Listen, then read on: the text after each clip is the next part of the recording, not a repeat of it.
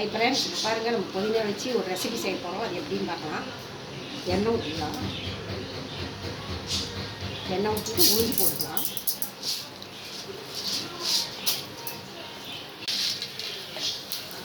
கடலைப்பருப்பு 2 ஸ்பூன் போட்டுக்கலாம்.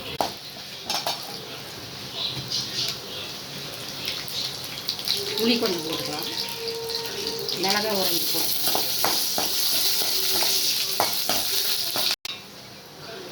வந்து புதினா போட்டுக்கலாம்.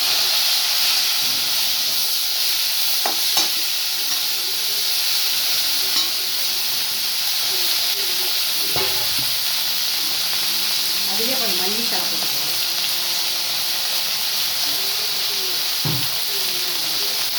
கருவேப்பிலை கொஞ்சம் உருவி போட்டுக்கலாம்.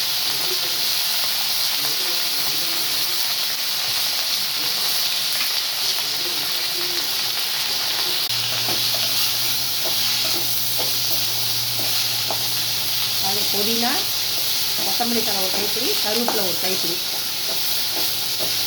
போட்டு வதக்கலாம். நல்லா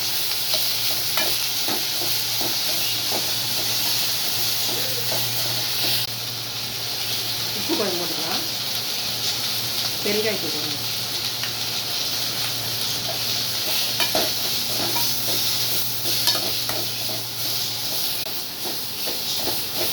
ஆறுன வாட்டி அரைச்சி எடுத்துக்கலாம். அடுப்பு ஆஃப் பண்ணிடலாம். இப்போ பாருங்கள், வறுத்த புதினா, கொத்தமல்லி, கருவேப்பிலை எல்லாம் அரைச்சி தாளித்து கொட்டியாச்சு. இந்த மாதிரி செஞ்சால் சூப்பராக இருக்கும். உடம்புக்கு நல்லது.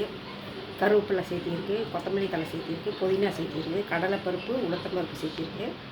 இது செஞ்சு சாப்பாட்டில் போட்டு சுட சுட பிணைஞ்சி கொஞ்சம் நெய் ஊற்றி இல்லை நல்லெண்ணெய் ஊற்றி சாப்பிட்டோம்னா சூப்பராக இருக்கும். இந்த மாதிரி செஞ்சு பாருங்கள் எப்படி இருக்குதுன்னு. செஞ்சு பார்த்துட்டு லைக் பண்ணுங்கள், சப்ஸ்கிரைப் பண்ணுங்கள். வாங்க சாப்பிட்லாம். பாய்.